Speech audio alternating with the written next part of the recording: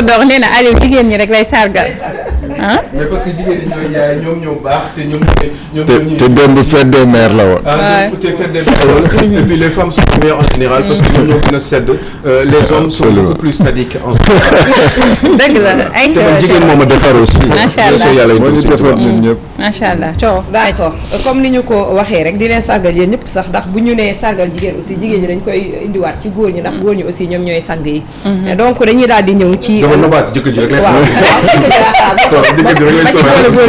ci la ci la bokk.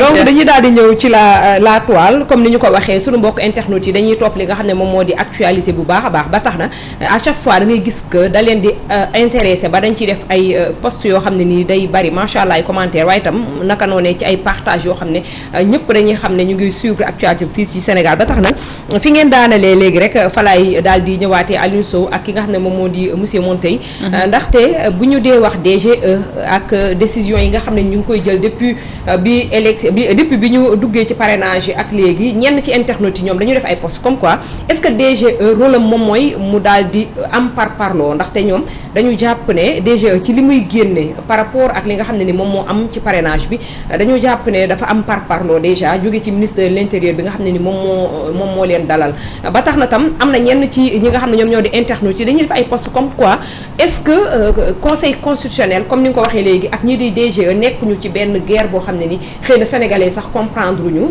ci kaw bu ñuy tegee ñee bëgga laal et tout est-ce que lu ni mel dina tax ñu am li nga xam ne ni moom mooy di article yi génn ci conseil constitutionnel bi nga xam ne ci la ñu war a tënku est-ce que sénégalais dinañ xam exactement ne ci li nga xam ne ni moom la loi santaane ci loolu la élection yi war a dox waaye itam parrainage bi ci loolu lañ ko tëral bu ñu gisee DG ak conseil constitutionnel ci ni ñuy doxee donc am na bras de fer quoi. waaw am na bras de fer mais fi may tàmbalee mooy xam nga boo nekkee ci situation yoo xam ne da ngay teg ay pièges. di jéem a teqatal ay nit. da ngay dem ba yow ci sa bopp nga nekk ci ay difficultés loolu moo dal pouvoir bi actuellement. dañu jéem a rendre difficile élection yi ba nga xam ne ñoom ci seen bopp dañu tomber dans leur propre piège. C'est vrai. parce que d'abord parrainage problème la. léegi les gens lu tax ñu wax dañuy def parrainage parce que dañ bëgg a réguler le nombre de candidatures. damay wax très souvent que réguler le nombre de candidatures c'est très simple. Réguler le nombre de partis politiques yu am Sénégal c'est très simple. nañ toog rek ci diiru juróomi at parti politique bu ci demul élection ñu ne la sa récépissé delloo ko. C'est vrai. mu jeex tàkk. parce que parti politique doo ko créer pour langaamu ci coalition da nga koy créer pour dem élection. donc bu fekkee ne yow pendant 5 ans da nga am parti boo xam ne du dem jamais élection mais dañuy dindi récépissé bi. bu fekkee pendant 5 ans da nga yore parti boo xam déposé woo sa état financier ñu jël sa récépissé mais gis nga parrainage dafa compliqué dañu indi parrainage xam nga parrainage boo ci dem ci élection présidentielle. encore ça va. parce que foofu benn candidat moo am. dañu am 1 mois et demi d'abord dañ génn ci élection locale. C'est vrai. ñu génn ci élection locale dugg directement ci élection législative. ñu teg 1 mois et demi ñu ne ci biir 1 mois et demi boobu di nga ci def parrainage ba pare defar ci ay liste liste complète élection législative Sénégal 357 lignes d'individus la. avec leurs données. dafa bëri il faut le contrôler donc moo tax les gens. da ngaa jàpp ne ndëgg sërëx la. dafa bëri tellement de pièges. que ils ont tellement voulu rendre les choses difficiles. que résultat bi mu ngi nii. résultat bi mooy que ne ñuy courir le risque comme ils le disent di dem élection te les 2 plus grandes coalitions duñ ci bokk. parce que ñoom ci seen bopp ils ont reconnu tey ci suba maa ngi dégg mandataire yu Benno Bokk Yaakaar mu naan que seen liste bi c'est paritaire parce que am nañ 25 góor 25 jigéen mais que dañu def erreur teglante ñaari góor fële ñu teglante ko ñaari jigéen. ñoom dañoo bëggoon a lalal ndëgg sërëx maanaam tànn ñi nga xam ne ñoom la ñu bëgg a demal ci yooyu la élection far yàlla ndëgg sërëx googu ñoom. ñu daanu ci piège bi ñu daanu ci. absolument maintenant pour wax affaire yi est-ce que dafa am parparloo ci parrainage bi. je ne sais pas xaw ma man en tout cas bi ñuy contrôler suñu liste parrainage maa ngi toogoon. benn logiciel Excel bu yomb la xale bu ndaw mën na ko defar. d'accord. logiciel Excel bu yomb la dañuy dugal sa clé. mu comparer sa liste bi ak li nekk ci base de données ministère bi def ay kii ndax méngoo na. bu fekkee ne da nga ñi la njëkk a jàll tur yi nga yore daf ci am ñoo xam ne bokk nañ ci ñi la njëkk a jàll mu nekk doublon bu fekkee da nga juum ci numéro carte électeur wala numéro wala taayu électeur bi mu dindi ko. donc après ñu jox la diir pour nga remplacer. d'accord donc je sais pas vraiment ndax am na en tout cas am na ñoo xam ne nee nañ que ça ne s'est pas bien passé li ñu gis ak li ñu xalaat baaxul. d'accord mais bon. mais est-ce que pëccëxoo bi yëpp arrangé wul Aar Sénégal après. naka la mën a arranger Aar Sénégal. bu fekkente ni Yewwi demul Bennoo demul est-ce que tey jii Aar Sénégal du nekk à l'aise parce que de mën na gis ni kay ñu waroon a voter ñu. au contraire ñun biñ commencé dàq ay nit ci parrainage bi lañ ko commencé dénoncer parce que élection affaire u gentleman la. affaire u gentleman la gis nga politique du poignarder sa morom dans le dos da ngeen di dem ay offre lañ yore. mais ci Sénégal aussi bari na ci internet yu wax ne yéen da ngeen a taxaw beneen taxawaay opposition beneen boo xam ne ni da ngeen a bëgg a jàkkaarloo. kan moo koy en même temps jàkkaarloo kan moo koy wax bari na ci ñu leen koy kan moo koy wax. kan moo koy wax dans l'opposition. non kan moo koy wax. bari na non seetal bu baax seen coloration. bu ñu. non xoolal seen coloration. ça veut dire. fi ñu jógee fañ bokk. bu fekkente ne tam politique noonu lay demee. sa noon bu lay sëlëm. bu set est-ce que aussi yéen tam loolu ngeen di emprunté. en tout cas bi ñu tegee Aar Sénégal ba léegi. kenn dégguñu ñu ne opposition bi def na lii opposition bi def na lële ñun on est concentré sur notre offre politique. d'accord. lan mooy différence ak Yewwi Askan Wi.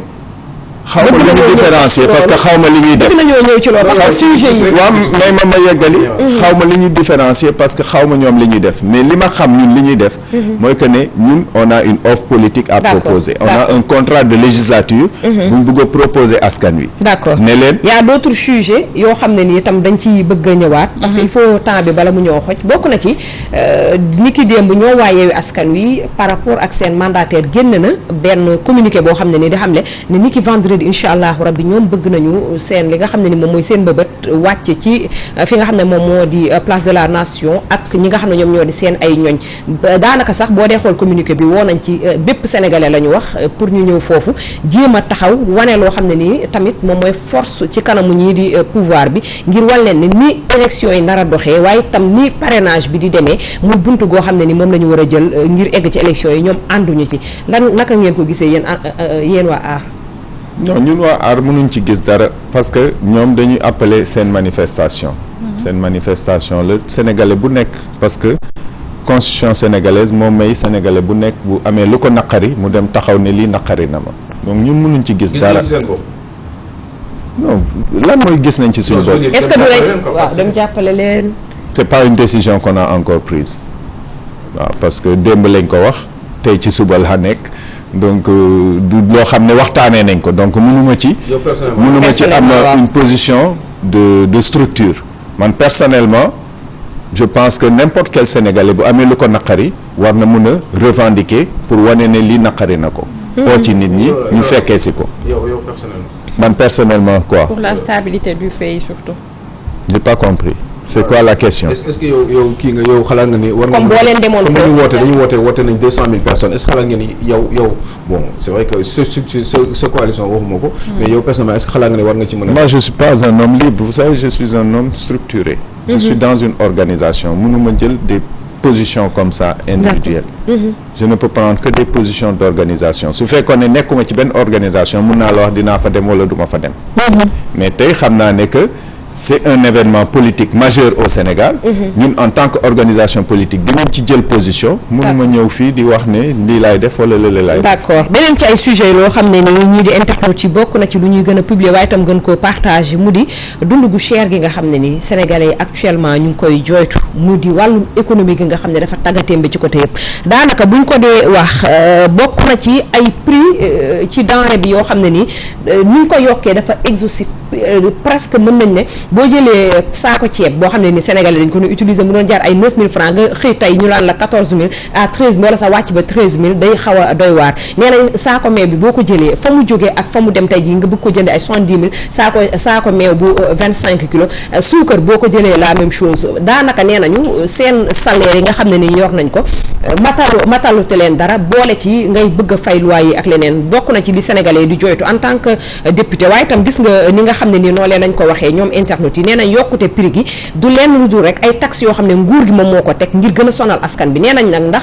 askan bi ñoom dañoo war a toog seetaan ba gën a sonn doog a wax wala dañoo war a génn wax léegi te it yéen politiciens yi nga xam ne yéen ay dagaan baatu askan bi am ngeen ci part de responsabilité ci kaw askan bi dañuy joytu ngeen teel a génn gën leen koo joytu.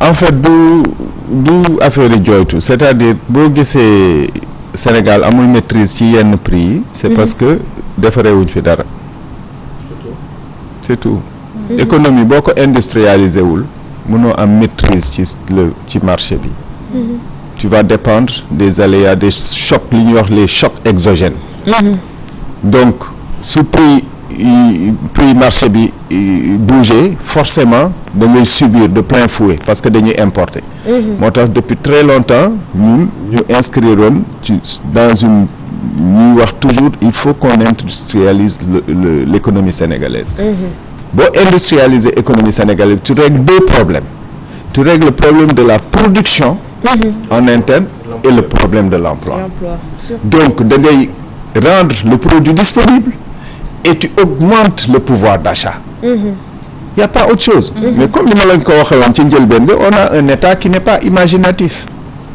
seen affaire yëpp ñu ngi ko wekk ci impôt ak taxe mais coono bi sénégalais di dundee en tant que politicien ngeen war a jóg man damay wax ni sax bu ñu nee dañuy jóg ngir manifester wu pour wàllum politique ak yooyu manifestation du ko fekk c'est-à-dire boo jógee fii taxaw ci mbedd mi ñaxtu ba gannaaw ëllëg du tax prix yi wàcc mais tey gis nañ xam nga lan mooy wàcce prix une action politique volontaire d'industrialisation de notre économie c'est-à-dire tout ce qu'on importe bu fekkee ne man dama nekk président de la République damay dem Auchan ma xool li ñu fay jaay yépp te defaree wuñ ko Sénégal ma ne gars yi defar leen ko fi. gis nañ kàddu yi nga xam ne président Thioro yëkkati na ko ci wàllum souveraineté alimentaire tey jii di woowaat sénégalais ngir ñu xoolaat li nga xamante ni moom la ñuy consommer après 62 ans après les indépendances tey jii est-ce que mën na nekk solution pour mën a régler xëy na problème bi nga xam ne Thioro wax da ngeen koy laaj souveraineté médicale est-ce que ñoom bu ñu feebaree moom ak ay ministres am Sénégal la ñuy fejoo laaj leen ko loolu.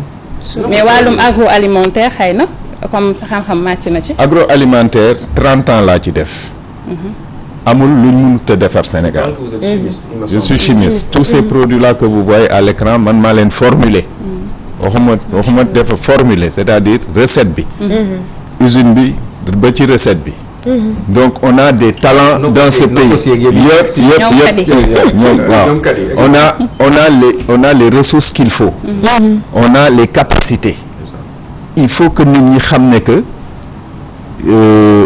cette porcelaine là on peut le fabriquer au Sénégal mais si tu permets aux Chinois de venir à Sindian installer une usine de carreaux alors que tu as des investisseurs au Sénégal yoo xam ne da nga leen war a def ñu investir c'est parce que tu ne comprends pas du tout ce qui se passe dans un pays d'accord donc dañuy ñëw problème yooyu la ñu am ci beneen sujet boo xam ne aussi ñeel na ñi nga xam ne ñoom ñoo di internautes yi ndax gis nañu ñu commenté ko waaye itam partagé ko en masse bokk na ci le député Farba Ngom bi nga xam ne nii moom la ñuy woowee le griot député la waaw kon fàttewoon naa ne député la donc dañuy ñëw ci moom mu nekk le griot du président de la République Macky Sall gi nga xam ne ni kii démb journaux yu bari bokk na ci source ak yeneen dañu xëy ci moom daal di xamle ne rek dañu ko sàcc 890 millions ci biir këram tey ki ko def du kenn ku dul garde rapproché boo xam ne nii ci moom la nekkoon ba kooku sax mu jéem ko teg loxoom ci ay enquêtes yoo xam ne nii mi ngi leen mëne ba fële nga xam ne ca Gambie nga xam ne googee la dawoon ñii di internautes yi nag la ñu wax moom moo di ne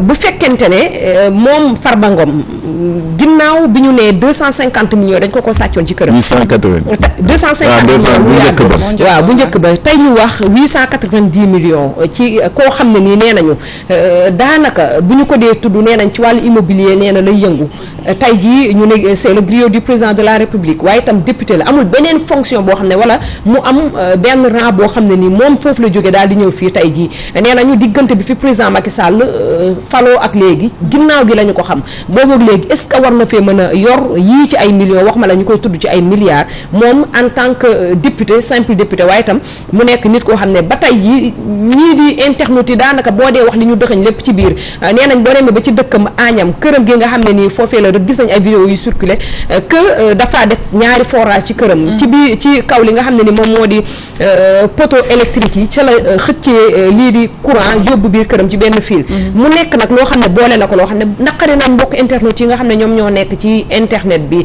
waaye itam dëkk bi métti gi mu métti moom Farba Senghor moom Farba Ngom ñu baal ma moom mu boole lu lépp ci alal daal di ci dëxuñu toog ci naka nga ko jàngatee en tant que député koo xam ne nii xëy na war ngaa mën a am xalaat ci li mu wax. bon damay jéem a imaginer 890 millions masse bi presque 1 milliard. ci kër waaw masse bi quoi masse bi volume bi. ban xanaa ay euro la wala ay dollar la parce que CFA moom dina bëri torop pour nga déplacer ko. loolu la ñuy wax indécence. xam nga woykat bi dafa wax pëlipa ngi jéego ñay bi goruloo yettuloo bugg a xëy mel ni nga mel. wallaay. gis nga dëkk. am na yoo xam ne bu fa amee waruñ xaar 2 jours 3 jours c'est-à-dire ki ko jël ak fa mu ko jëlee.